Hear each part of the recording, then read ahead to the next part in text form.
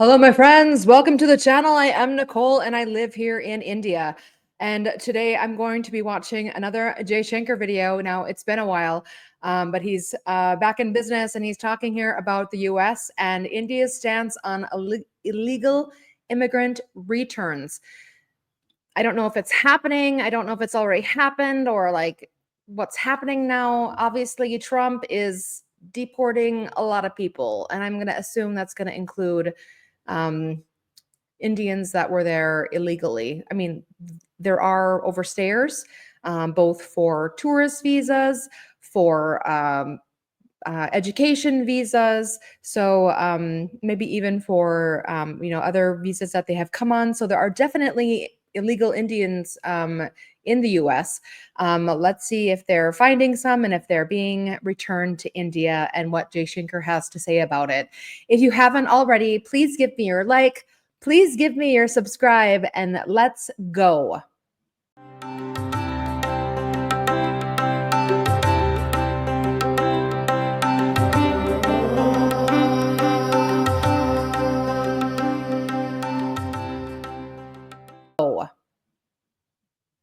In terms of the reference you made, Yashwant, to the irregular migration, yes, we had a discussion on a range of issues, and one of the issues which came up was actually mobility of people.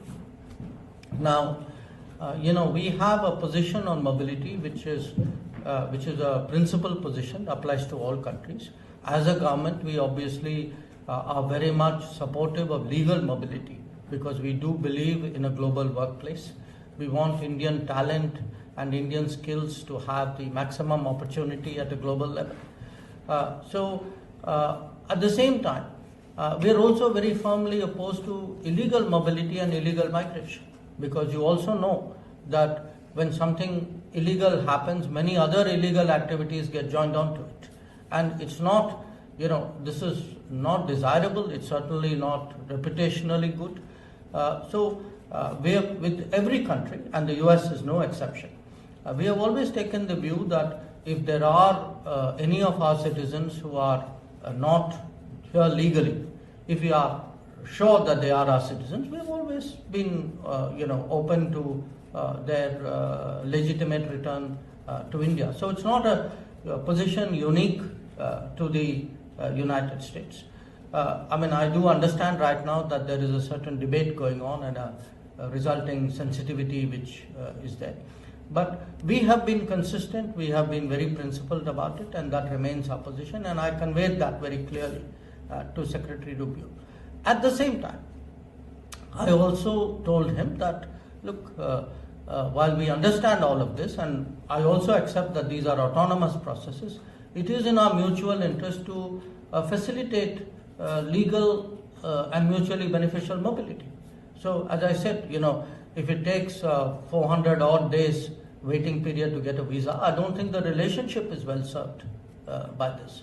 So I think he also noted that point. So let us see how we take that forward. But while I've seen some numbers, and I'm moving now to Lalit's question here, I've seen some numbers. I caution you about them, because for us, a number is operative when we can actually validate the fact that the individual concerned is of Indian origin.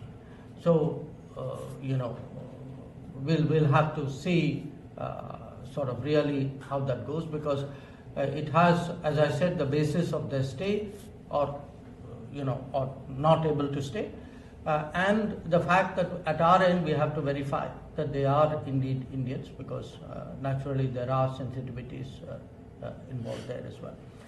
On the court case issue, no, the subject did not come. All right, so he's reiterated his stance, and I've actually heard this before. So I did a reaction on an Austrian interview that he had given with an Austrian news anchor, I guess. And that was a question about Indian refugees, I think that they had said, and he had a fairly similar stance, and that if they were indeed turned out to be Indian, like he also said there, like we don't know if they're Indian or not. Yeah. But if they did indeed turn out to be Indian, that he would, and of course, India would welcome them home. So this is not a, it's not, news per se. It's not a difference in the way that they were interacting with countries before. The interaction with the U.S., I think, will be consistent and maintained. If they find illegal aliens or illegal immigrants in the U.S. and they verify that they are in fact of Indian origin, they will be sent back, and India will take them back. So, I mean, that's always been the process. This isn't anything new. What is new now, though, is that the U.S. is actively, really actively searching for illegal immigrants. I have heard from multiple friends and other sources saying that they are seeing people, being asked for their papers in gas stations and in other public places. They are, my immigrant friends are a bit fearful. They have taken now to carrying around their passport everywhere, which I actually told them is probably not a very good thing to do. In case you lose it, then you're in some real soup. What you might want to do is get a notary to give you like a notarized copy of your passport. Keep your passport safe. This is for any travelers out there, but you should have a copy of your passport, and a notarized one, what I think would work in this situation. So, make certain you keep it home and keep it safe. So, friends, that is the reaction. Nothing much new, but obviously some things happening. If you haven't already, please do give me your like. Please give me your subscribe. And as always, I love you, and bye-bye.